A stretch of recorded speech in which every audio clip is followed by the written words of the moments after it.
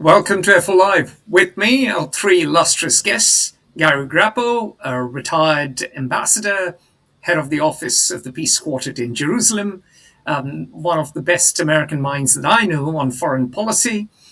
Of course, we also have Glenn Carle, my partner in crime. We do FO Exclusive. We do the Dialectic together. We worked together for many years, co-authored things, spoken about international issues. And of course, we have Peter Hoskins, who is a retired RAF officer, a Royal Air Force officer from Britain, now living in France. And we will make sense of the future of NATO today. Gentlemen, welcome.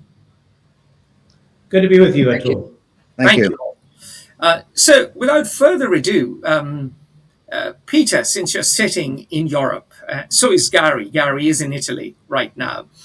So we start from Peter, move on to Gary, and then to Glenn. Why is it that we are even discussing this today? Because the future of NATO seemed to be very assured just a few years ago. So paint us a picture. I think that depends who you were listening to. I don't think that President Macron saw the future of NATO as being very assured a few years ago. I suppose what's brought things to a head has been the presidency of Donald Trump and his quite understandable view that that the European nations should contribute more to their defence, but the less palatable view that NATO really should be there to serve the interests of the United States from time to time. I think overlying that, of course, has been the potential disengagement or downsizing of the US commitment in Europe. I think there's a tendency to attribute that to Donald Trump and to listen to some people who think that once Donald Trump has gone away, the problem will go away. Personally, I don't subscribe to that. I think the writing has been on the wall for a few years, and that the Americans will be slowly changing their focus of attention elsewhere. And so the future for NATO, in my mind, is managing this and preparing for not necessarily an American withdrawal from NATO, but suddenly a continuing downsizing and reduction in commitment. Gary, over to you. Well, what we have seen over the course of actually the last 20, 25 years is an increasing emphasis by U.S. presidents and other American authorities about the Europeans spending more and doing more to uphold their end in NATO. But it really took on a whole different approach with the presidency of Donald Trump, first in his first term in 2017 to 21, and now in his current term. What really has changed in this current term is the tone and the style. Very aggressive language coming not only from Donald Trump, although his is manifestly the strongest, but other members of his administration, including the Vice President and Secretary of Defense. I do not think that the Americans are preparing for an exit anytime in the future. NATO remains a core interest of the United States, and I can't imagine that changing anytime in the foreseeable future. The defense and the security of Europe is a core security interest of the United States. And so that really lies at the heart of how the Americans are going to approach NATO and the changes now underway. And we have to bear in mind that NATO is undergoing some fundamental changes, particularly in its relationship with the United States. We can get into some of the details of those, but I'm actually heartened somewhat by the recent NATO summit in Ankara, but by no means do I believe that the attacks actually of Donald Trump on NATO are going to end, and it's just something that the other NATO members are going to have to gird themselves for the next two and a half years. Glenn, over to you. I think something that is not noticed enough by commentators, American or European, from what I can see, is that Donald Trump, for all of his unusual histrionics and excess and the vulgarity and seeming aggressive isolationism, or whatever one would call it, he really represents or has put into positions of influence a current in American political life that has always been there. In 1940, the United States Congress only passed conscription by one vote. The isolationists were very, very powerful and always have been.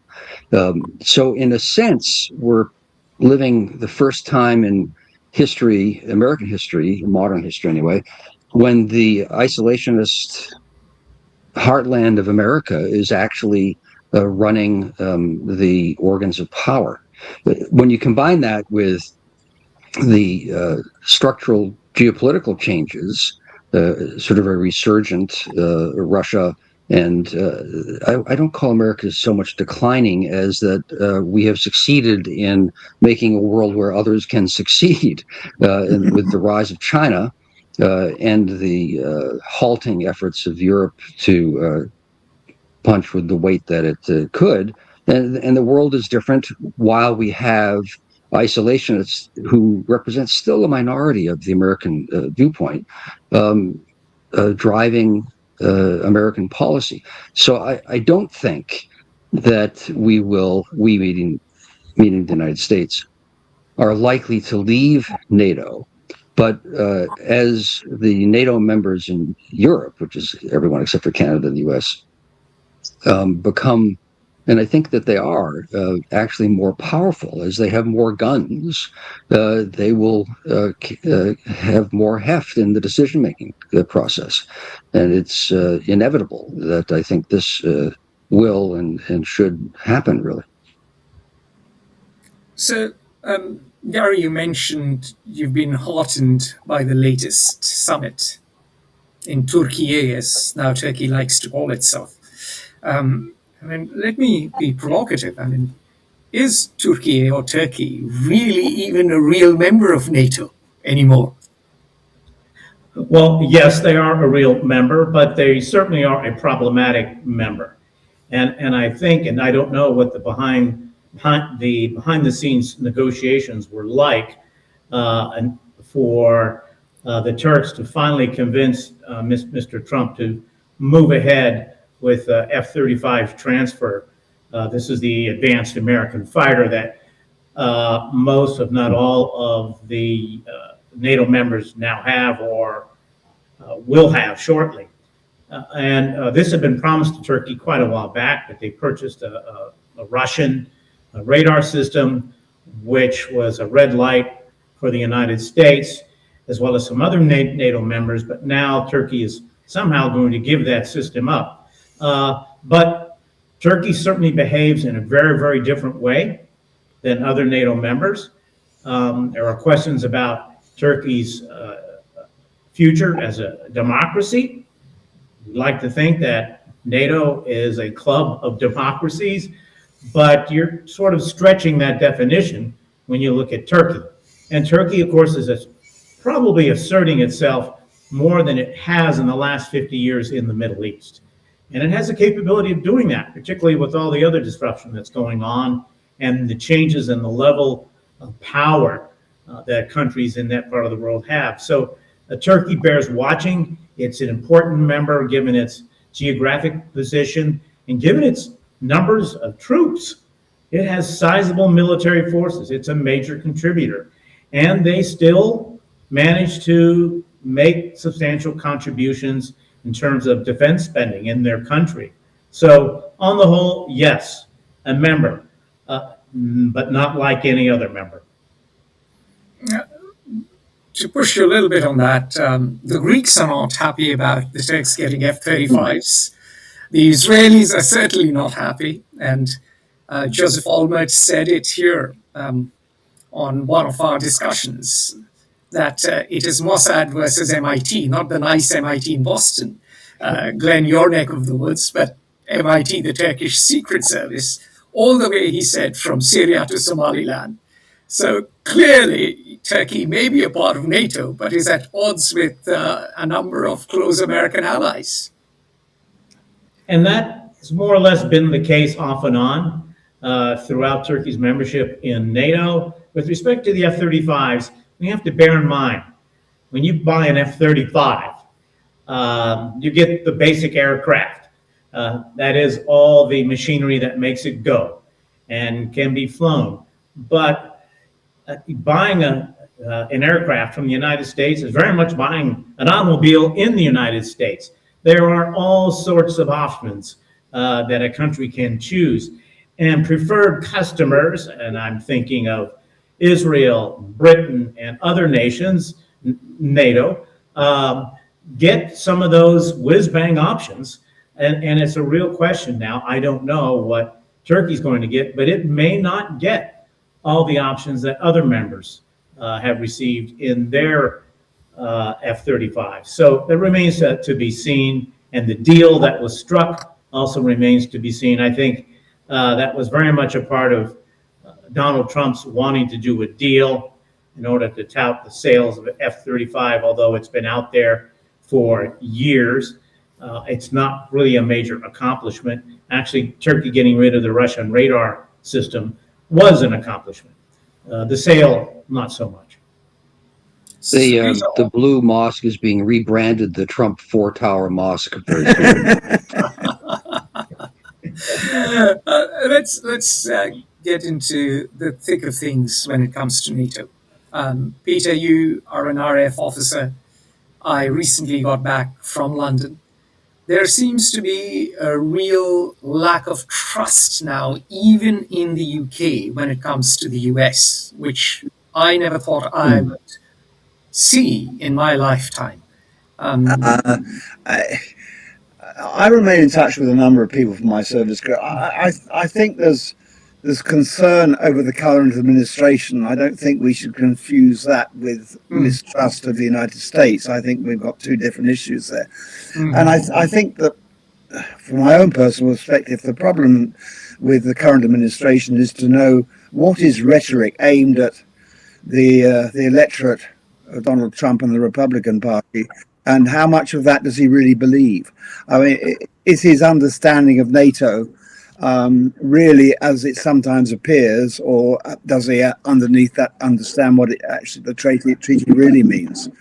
So no, I think there's one of the good things that's come out from Donald Trump's time so far in this presidency is that there is more focus within Europe now on looking after our own defence and improving our capabilities. And I found one of the things encouraging that came out of the summit in Turkey and in events around it in the few weeks before was the decisions to replace the E3 squadrons with the Swedish Canadian Global Eye project, and also the Canadian decision to buy submarines from Germany. The Norwegian Royal Navy project to have a joint program for frigates. I find all of those moves good moves for Europe in the longer term. There's a certain naivety sometimes in Europe. I hear quite a lot of commentators saying, "Well, too many people buy American. They buy F-35s. They should be buying Rafale But of course, people don't realise that when you buy an F-35, you're not buying an airplane you're going to replace in 2 or 3 years. You're buying 30, 35 years of a program, and you don't reverse direction in that overnight. But nonetheless, I think there are some good signs in terms of cooperation within Europe for projects going forward. Glenn, let me ask you a deeper question. NATO began as an alliance against the Soviet Union. The Soviet Union created the Warsaw Pact. There were questions about NATO's raison d'etre once the Soviet Union collapsed. Of course, that raison d'etre is no longer in question because of a resurgent Russia. You and I have written about Vladimir Putin's long game, and dare I say we were prescient to some degree as to what would transpire. What is NATO's raison d'etre given Donald Trump in power, given J.D. Vance giving his speech in Munich, given Pete Hexet's comments, and given the new realities of a protracted war in Ukraine? Yeah, I was thinking of this very issue as I've been listening to everyone speak just now. When the Berlin Wall fell, for a good part of a decade, it was more half of a decade, I guess. Uh, the U.S. intelligence community, certainly the CIA, was adrift. It thought, well, if we don't have a mission, why do we exist? And there are huge reductions in force, 25% in a very short period of time, and without a mission, why are you there? And that's the case with NATO too. So, as you say, it was created as a counter, a barrier to what was perceived as Soviet expansion and was a Soviet threat. And in a perverse way, Putin has done NATO a favor by, again, giving it a raison d'etre. So when President Macron said several years ago that NATO was brain dead, you could have a real argument that, what was its purpose? And if it didn't have a purpose, then why was everyone having to come to an agreement on things when they preferred to go their own way? It's only necessity that brings any sort of unity among a disparate group. And there is now, again, a mission quite clearly for NATO. Contributed to, as Peter touched upon, and we all have, I guess, more directly, by the fact that the United States has three things are happening simultaneously. The geopolitical changes that I mentioned, the at least present domination by an isolationist current of American culture, and a completely capricious, absolutely ignorant, willful man making the decisions. And that, unfortunately, is really significant because I really think he doesn't have any particular views other than, so long as I am the center of attention, life is, the universe is as it should be, and America should dominate everything, of course, because that's my tribe. But that can, one, be capricious and tremendously problematic for anyone else, any other country, and is frequently used to good effect by this more coherent political, ideological current of American leadership in society to what I find almost invariably harmful purposes, but from their perspective, sensible ones. I don't think they're sensible, but they certainly do. And all of that coming from the West, the United States, and coming from the East, the Russians, gives the European states a compelling reason to make some concessions that they have to in order to do something collectively. Gary, we have another war now in Iran, and none of the NATO allies were consulted. Italy hasn't reacted favorably to this war. You're sitting in Italy. Giorgia Meloni actually has been less than complimentary about Donald Trump. They were ideological allies. Apparently, they had great chemistry earlier. And the same holds true for many other European countries. Christopher Merz, the German chancellor, said Iran had won. So do you think the Iran war is training the European and American alliance and thereby straining NATO itself? Well, it's interesting that the communique that was issued following the summit in Ankara, I don't think Iran ever came up. And there were clearly discussions, maybe on the margins, maybe not among the actual heads of state or heads of government that were there. Donald Trump had voiced repeatedly his disappointment that NATO failed to respond when he requested NATO naval assistance to maintain the blockade the Americans imposed just outside of the Strait of Hormuz. But in fact, I think the Europeans were on pretty solid ground. in not responding to that request. They had not been consulted. Had they been consulted, they would have probably expressed, in fact, not probably, they would have expressed very strong opposition that this was not going to go well, regardless of what Mr. Trump and his closest advisors were thinking. And moreover, had they agreed to do it, as Peter and Glenn can attest, these types of joint operations require planning in advance. You just don't overnight decide we're going to jump into the fray and lend a hand to our American friends. No, that's not how it works. And it's never worked that way. And when it's worked well, it is usually required, in fact, not usually, always required, considerable planning in advance and coordination so that all the participating nations and their armed forces know exactly what their mission is and what is expected of them. None of that happened because they were not consulted. But I don't think Donald Trump, as Glenn alluded to, had the foggiest idea that that's supposed to happen. That you just, hey, guys, why don't you pitch in and help us out there? No, it just does not work that way.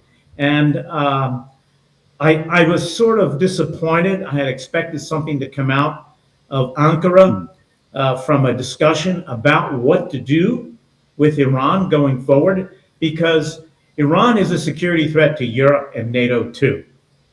Certainly the loss of access to the Strait of Hormuz and now the Bab el-Mandeb will have a very definite effect on the economic well-being of Europe and therefore its security.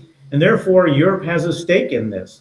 And there should have been a discussion, I would have liked to have seen one, on what Europe could be doing and how NATO as an organization, to include the United States, could undertake in a coordinated fashion to contain what Iran is doing, both in the Strait of Hormuz and now the Bab el-Mandeb, but also looking further into the real casus belli here, which is the development of nuclear weapons, which also present a threat to NATO countries, including Prime Minister Meloni's Italy itself. These are things that I don't think can just be whispered about. There needs to be a front and center conversation in NATO about the challenge of Iran. Peter, you're sitting in France. You're a Brit in France. My question to you is related to NATO, which is that the French have long proposed the idea that Europeans could have a security alliance without America. There could be greater beef to EU muscle militarily. Do you think that's dead on arrival? Do you think that's something that can never happen? Because NATO already has the history, the coordination, memory, the institutional apparatus, where all European countries work together anyway.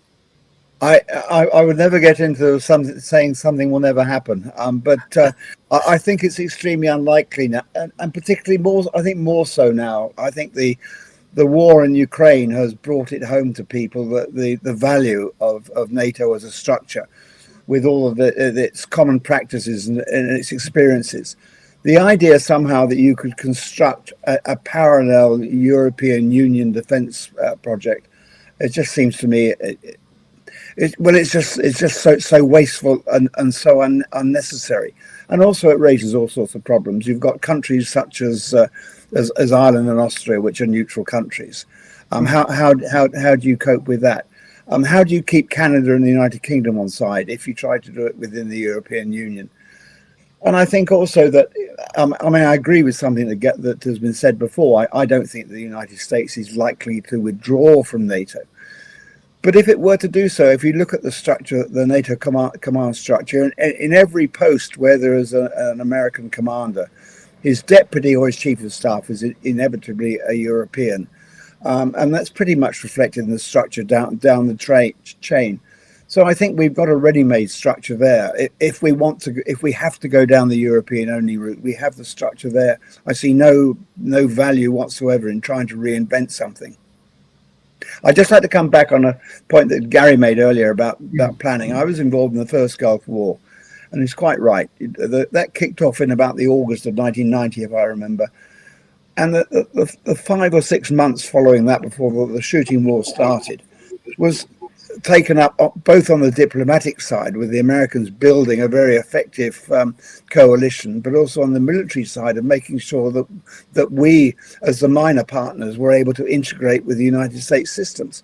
And even at the operational level, that meant lots of training exercises in the weeks running up to the start of the air war to make sure that we weren't going to get lots of blue on blue incidents because we weren't up to speed with the systems. And so, yes, it's not something you do overnight. You can't suddenly send a couple of RAF or French Air Force squadrons out to the Middle East and expect them to integrate and operate alongside the Americans in a war in Iran. It's just not feasible. Very, very telling there. I suppose that's the difference between George Bush Sr. and Donald Trump. One actually was a fighter pilot who got shot down twice in the Pacific. That's right. George Bush was the senior. The father was, this is a slight aside, but gives a little texture. Of all the directors in the CIA, was, I think, without question, the most revered. But whether one agreed with his policies or not, he was viewed as a superb leader. He knew how to listen. He understood how institutions function. He was strong enough to defer and concede. He empowered his subordinates. He was spectacular. All right. So I just want to come back briefly on your question about the European approach to defence. When I was at NATO headquarters many years ago, there was a considerable amount of effort on part of the French in particular to resurrect the Western European Union and give that some kind of structure and some kind of function. It was doomed to failure from the outset, in my mind. They put together a small staff, I don't know, 20 or 30 people drawn across the nations. But you couldn't help asking at the time, what was the purpose and what could they really expect to achieve? But it's quite interesting following the French political scene. You get very little talk now about building European defence in terms of a structure. You hear President Macron and others talking about, yes, building the European contribution, building that industrially, which of course as an aside means buying French.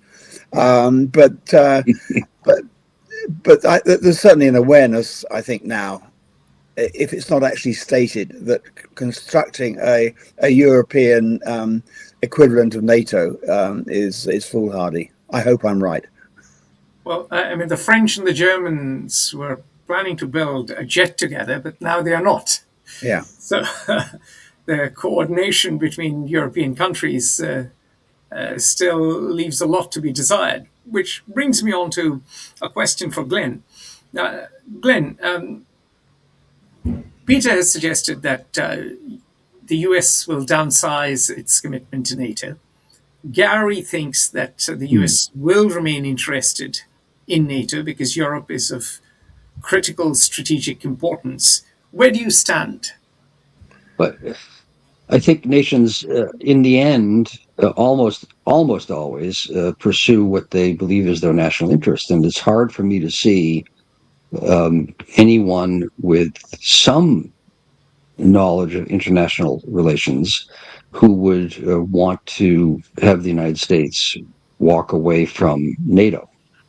But the but there, and my qualification is that we do have a historically ignorant and capricious man in the White House, and he really, I'm convinced, does not care about anything harm caused by any decision he makes, so long as he has the spotlight on him. I'm not saying that to be insulting or reductionist. I think that is the case. So that could create problems for NATO and the U.S. involvement. I mean, it already has. When I lived in Europe, the U.S. had 350,000 soldiers there, easily, probably more. I think now it's 80. This is in the 1990s, correct? 80s. I was there in the 80s, 70s, 80s, 70s. and 90s. By the 90s, it was coming down. I think that was inevitable with the end of the Cold War. I don't know that it would be sensible to reduce it more. In fact, I have supported putting more Americans in Eastern Europe, but I am apprehensive about continued U.S. engagement with NATO because I continue to be flabbergasted that American leaders are making decisions that to me are so visibly not in America's interest. And I don't think I'm just expressing a political position, a partisan view. We can never get out of our own biases, I know, but that alarms me a lot. And the destruction being done to the American political system domestically could perennialize, could so damage American democracy that a distinctly minority view could continue to hold the levers of power, which would be isolationist and authoritarian and not in favor of any sort of commitment with NATO. If the democratic process continues as it always has, I don't think that will occur. Gary, Atul, just to pick up on Glenn's point, because it's a very pertinent point. Frankly, the greatest threat to NATO today is not the possibility of America's withdrawal. It's the capriciousness, the sort of cavalier approach that Donald Trump takes to this all-important, most important alliance of the United States, as well as all the members. And because I think under any president, even one who may have hewed somewhat to Donald Trump's leanings with regard to America's involvement in NATO, would take a different approach. But the ease with which he is offended and the unpredictable response to a perceived offense. I mean, the clearest example was the latest incident with the Italian prime minister. And, you know, she had to respond in the manner that she did because not only was it an insult to Italy, but it was insult to her as a prime minister and as a woman. And so, and of course, that just set things off. And now she's she went from being the favored leader of Europe in Donald Trump's mind to one that requires being pilloried. It's Donald Trump that's the threat. It's important to bear in mind that any talk of withdrawal by the United States from NATO is going to provoke lots of discussion and debate. In fact, it already has in the US Congress. Our membership in NATO has been signed, sealed, and approved by the US Congress. It's enshrined in law. And therefore, Donald Trump can't just overnight withdraw the United States from NATO. It would require an active decision by the Congress. And Congress has shown itself, even with the Republican majority, to be strongly supportive of continued American membership in NATO. We can debate the level of participation and contributions and that sort of thing, and that discussion is underway within NATO as well as in the Congress. Moreover, American popular support from NATO is still there. Almost 60% of Americans view NATO very, very favorably. There's a very tiny majority that I think Glenn referred to it, that seeks U.S. withdrawal. Those are true isolationists, and they're certainly out there, and they have greater voice. But there are a lot of impediments to U.S. withdrawal. I think it's just going to require a lot of perseverance, stamina, and courage on the part of NATO members, and standing up to Donald Trump to the extent that they can through the remainder of his administration. And then we can get on more sure footing and look at this in a more level-headed way without the vituperations that we hear from Donald Trump, and get the real experts and policymakers in the room for a responsible and intelligent conversation about the future of NATO, America's role in NATO. So even isolationists in the United States, most of them, you would think, should want to fight a war so that America will fight to the last Englishman or the last German. I mean that's in America's self-interest. Why would you want to engage in something when somebody else can do it for you? Even for isolationists, it makes sense. However, there is sort of this rising Russian peasant mentality in certain circles of American power, which is, rather than try to raise myself up because someone else has something that I would like, let's bring them down so I can feel better in our shared misery. It really is a dynamic like that, which is irrational, but sincere.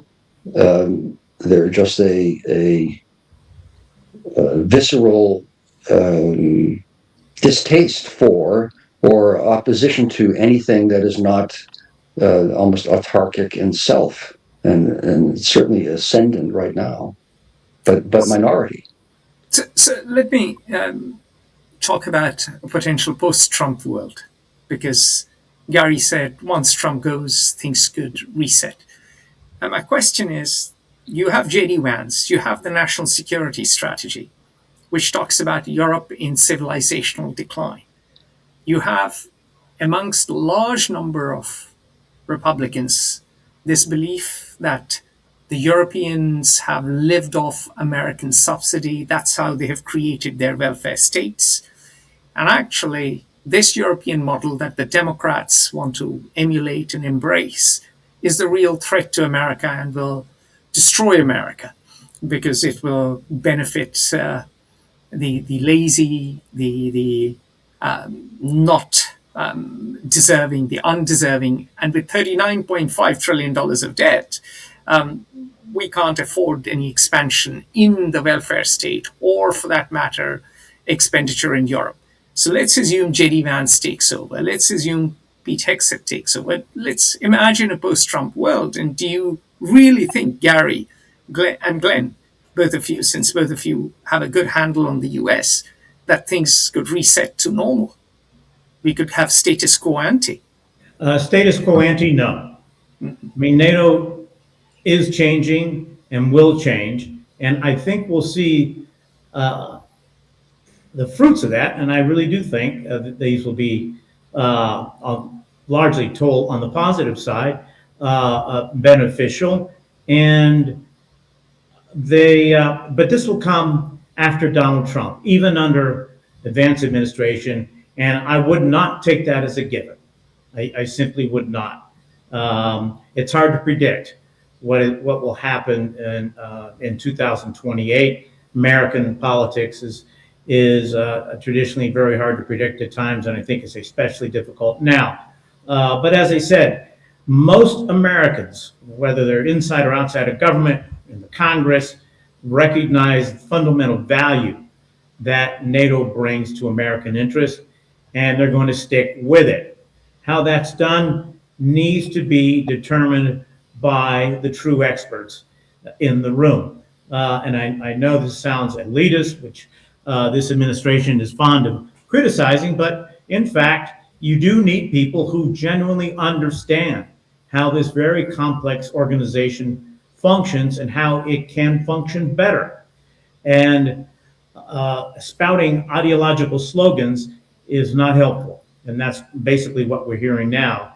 I don't think Europe is a decadent society. I live here for a part of the time of the year, and I honestly don't see it. It certainly is true that the Europeans have benefited on the social services side very significantly from not having spent the kinds of money that the United States has over the last 50 years.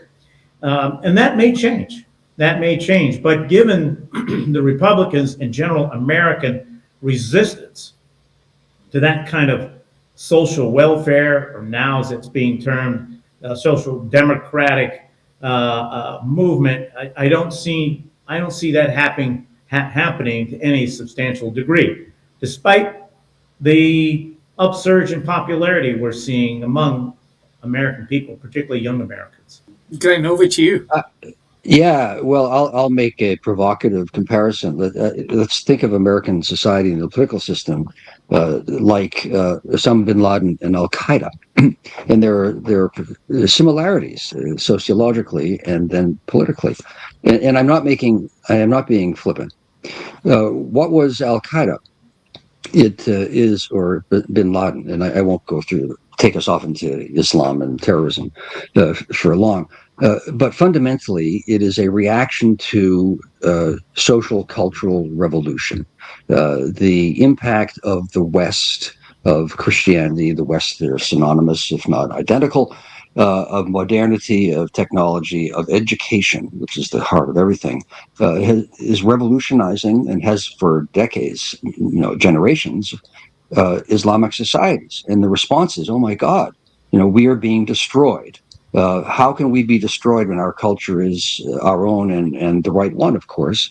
By definition, it must be that we are polluted by the outside and we have to purify ourselves. And the only way to do that is to expel the foreigner and kill the agents who are causing all this damage. Thus, Al Qaeda and Osama bin Laden. In the American context, why am I talking about Osama bin Laden? You and I talk about this all the time, Atul. Yes. Or I talk about this all the time. No, we do. Yeah. When I was born 70 years ago, America was 89%, like three of the four of us on this screen. It was 89% white.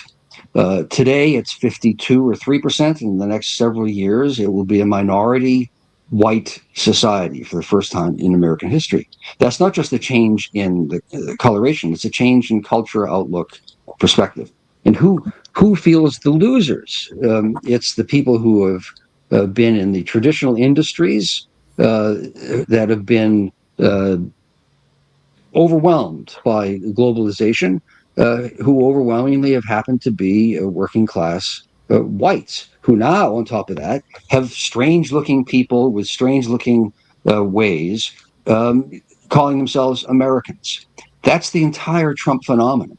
And what is the response? No, we are more pure than anyone. We must expel the foreigner, and we must reestablish the old ways. It's the same phenomenon at the level of American society.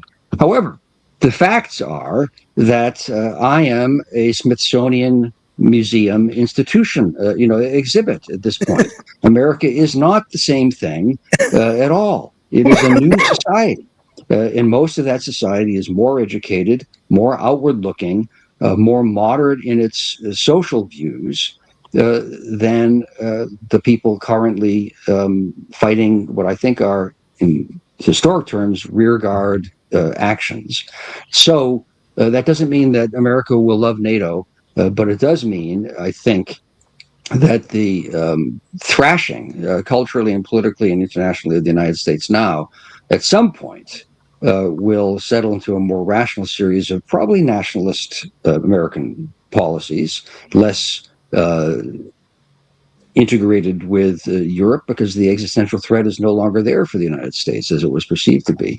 But some revert towards what had been the norm, but not a complete return to it. However, the turmoil in the United States already is great and could become much greater before this chrysalis changes into a butterfly. Of course, that situation is not unique to the United States, as we see in the United Kingdom with the rise of Farage's Reform Party, and in France, of course, with Marine Le Pen with the Rassemblement National. The latter, of course, is much more mature than Farage's party. But she, whether one likes her or does not like her, whether supports her or not, she's been very astute in shifting the focus of the policy over the party over the recent years, from simply being anti-immigration to going out there and seeking to recruit the post-industrialized workers who are predominantly white, who've lost their jobs, or have had to go into other areas. And her appeal is very much in those areas in the north and the east of France. I doubt that she will ever win a deputy in a big city such as Paris. But in the countryside, she will. She appeals to the people in the countryside as well as people who are in the post-industrial situation. In the constituency where I live, a small town surrounded by a rural area, the Front National candidate lost by 18 votes at the last parliamentary elections. If it had been simply the countryside, he'd have won overwhelmingly. It's just the town itself, which is traditionally to the left, carried the other candidate through, who was a Macronist. It's quite interesting to see how Marine Le Pen may, if she gets into power, which if one is to believe the opinion polls at the moment, is certainly possible. Her attitude to NATO is rather gaulless, unfortunately, in terms of looking back to, yes, we stay in the political organization, but we don't need to be part of the integrated military structure. So like Charles de Gaulle, she could take France out of NATO? No, not out of NATO. Out of the integrated military structure. So French forces would still cooperate. They would still be part of the political structure as part of the North Atlantic Council, but not part of the military committee and not so closely integrated. And I think that is a worry from NATO's perspective. So, since we are talking about populism in France, it now seems from the outside, correct me if I'm wrong, that the Eastern Europeans, the Poles, the Baltic republics, and indeed even the Nordics, are much more enthusiastic about NATO than, say, Italy or Spain or France or Portugal. Would that be fair? I think probably the closer you are to Russia, the more your mind is focused. And I think the fact that Finland and Sweden thought that NATO was not such a brain dead organisation, was worth joining. I think if any of us had been asked 5 years ago whether Finland or Sweden would join NATO in the next couple of years, I certainly would have said I thought it was very unlikely. So I think, and certainly if you look at the Baltic states, their level of concern, and although they're small countries with small budgets in monetary terms, as a proportion of defence spending, they're certainly committed. They certainly understand where the risk is. I think it's very difficult to say what is the attitude. We're living here in France and speaking a lot to French people and listening to a lot of the commentators. I think the French have always been very ambivalent about the United States. They're very critical of the United States, and yet they adopt willingly much of of American culture. It's very interesting.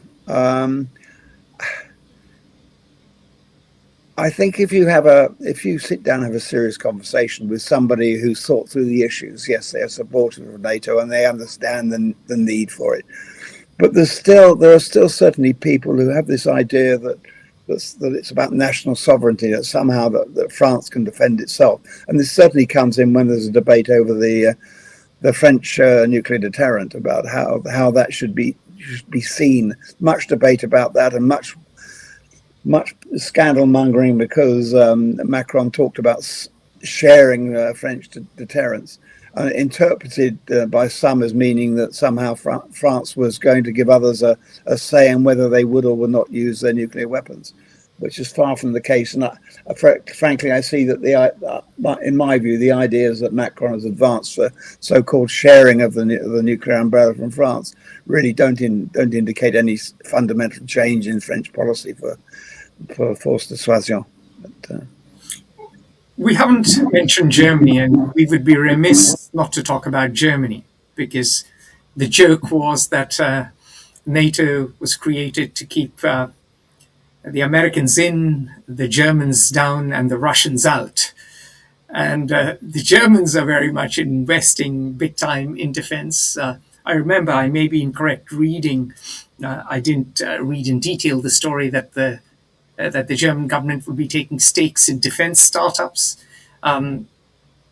Germany very much is back in the news. There was even a headline, and we had two authors contend two sides of the argument that German males between certain ages would not be allowed to travel. There might be conscription again, or some sort of conscription. So, where does this renewed German rearmament lead NATO? Well, first of all, I think it's very encouraging. But secondly, it's worth saying that they had a lot of catching up to do. They had a lot of equipment at one point, but a very, very low rate of serviceability, and not a very good reputation for efficiency. So it's good that they're putting money into it, and I think there is certainly an awakening, and that we can expect to see German defence capabilities improve over the next few years, which has to be good news for us. Germany is increasing the size of its armed forces. I can't remember the numbers, but it's like tens of thousands, which is not insignificant in Europe. That's a sizable increase. I don't know over the period of time, and it's going to require some restructuring of the German armed forces. But I think they see this as very, very necessary for their own defense, and certainly for the defense of NATO. German defense industrial production has really taken off. If you look at the past year, I think defense industrial production, with the possible exception of maybe Poland, has been highest in Germany, and is going to continue that way for a while. It has a lot of unused capacity, and I think it's going to move in that direction and probably become a major weapons manufacturer, not only for its own armed forces, but also for NATO.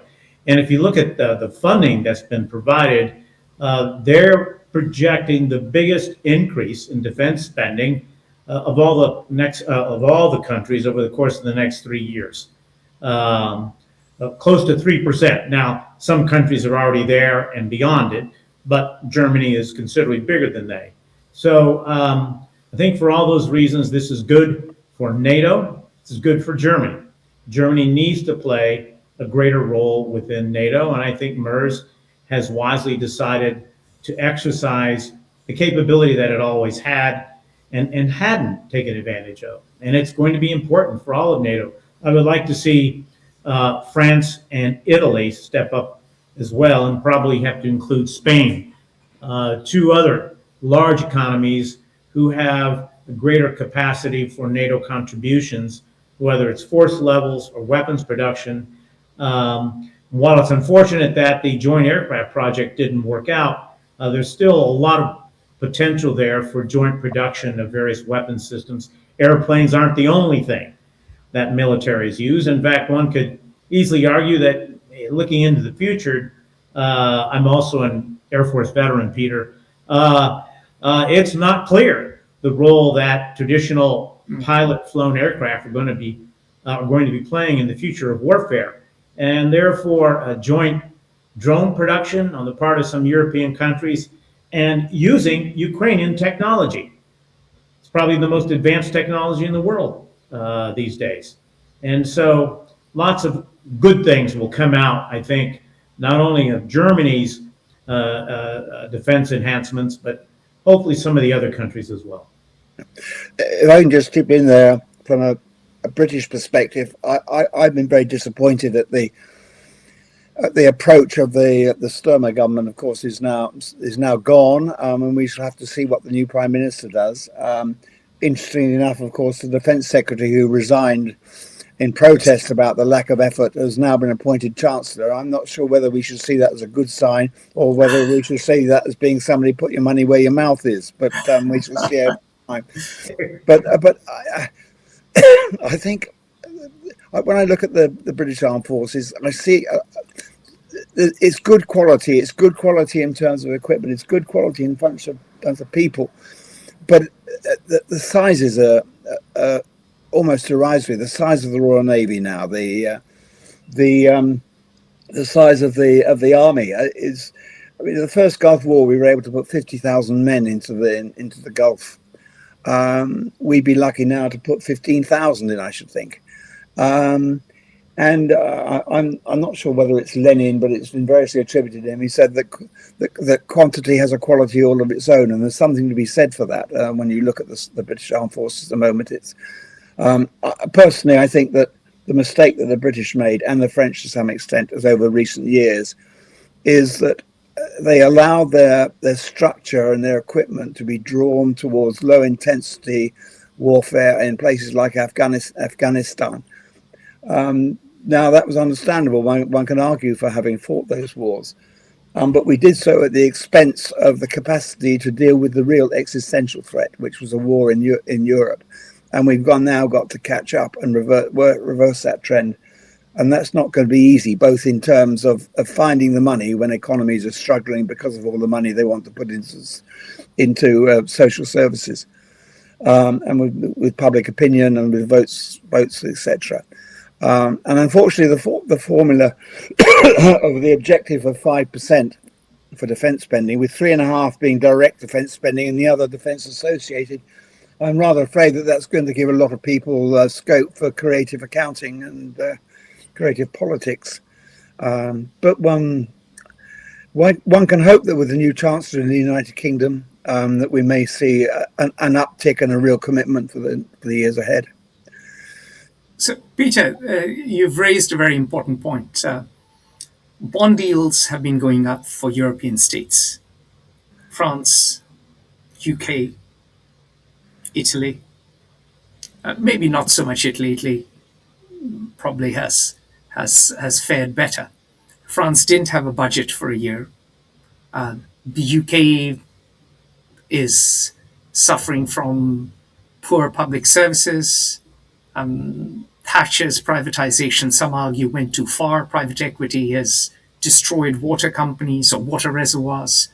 So the UK has a lot of catching up to do when it comes to infrastructure. Where will the money for defense come from, given such high deficits, mounting debt, and rising bond yields? The problem is very similar in France, of course, and you mentioned the difficulty having a budget. Well, the budget for next year is not going to be any easier. Mm-hmm. I have to say that much as I support social systems and our system of social security within Europe, mm-hmm. although I dispute the term you used of the European model, I think there are lots of different models. Yeah. I was just giving you a term that the Republicans use. That's not my term. But at some point that needs to be controlled.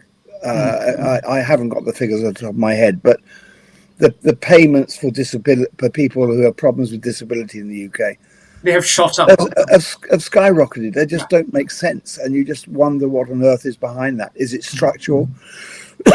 Is it a genuine response to need? Who knows? But I think in the end, if European states want to put money into defence, there's only really one place that can come from, and that's from the social support systems, as unpopular as that will be. Certainly, if you ask the La France Insoumise on the Trotskyite left in France, they would have a different view. All right, gentlemen. Any final parting words? I think we've covered a lot of ground, but if I've missed anything, if there's something else to cover, please chime in. I'd like to pick up on something that, well, all of us have said, but Gary made a specific point, which I think is worth focusing on a little bit.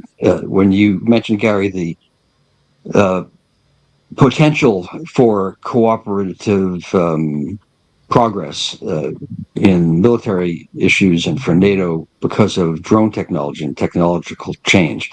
I think the challenges and the problems for NATO are fundamentally unchanged, which is that unless there is an existential threat so significant that the members and the parties have no choice but to change their procedures and cooperate, then no individual actor will do so. arguably, Russia's invasion of Ukraine is at least partially that threat, and we see movements in the direction. But that makes me think of a comment that a conversation I had 26 years ago with a number of German diplomats who came to talk to me, and I said something that shocked them profoundly. I said, unless Germany leads Europe, Europe will not be led. You can certainly dispute whether that is correct, but my point was that absent some sort of entity, which would be a country or decision-making entity that can impose its will coherently, or at least cajole some sort of coherent direction, then it's unlikely to move forward towards European military integration. I think that your point, Peter, from earlier on.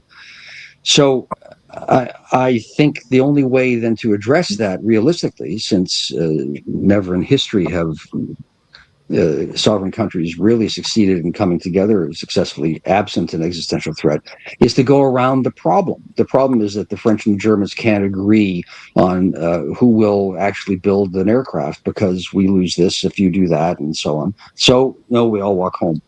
But Gary pointed to the way around it. Well, that's the case with fighter craft, but drones are something entirely new. There's no structure. There aren't vested interests to the same way, institutionally or economically. And so it's conceivable that Ukrainians, British, Lithuanians, and Greeks can all get together and say, hey, we're making the Eurodrone Consortium, which we offer to all members of European defense of NATO. And Turkey, then the Greeks are you sort of involved. address the problem. You sort of the Turks accepted, and then you've addressed the problem by going around it. Other than that happening, I don't see a fundamental shift large enough to make NATO coherent absent an American hegemon.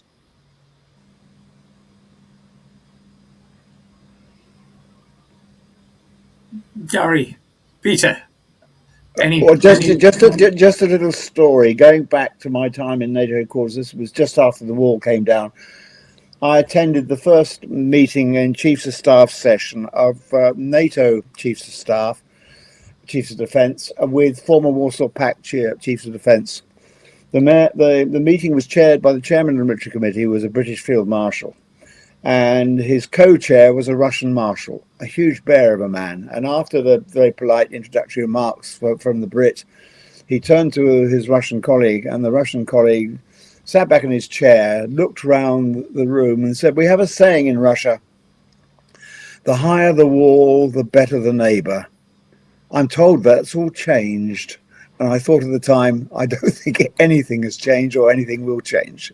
And I think that Russia is a geopolitical existential threat and will remain so for NATO. And NATO has to grasp that and be realistic. On that note, gentlemen, thank you all for your time. We will have you all back for another discussion on something else, or perhaps NATO. Those of you who've been watching FO Live, make sure you subscribe to our YouTube channel, and make sure that you follow us on our website, sign up for our newsletter, and follow us on social media if you are on social media. Thank you very much for your time. Thanks. Join the conversation at Fair Observer and subscribe to our YouTube channel.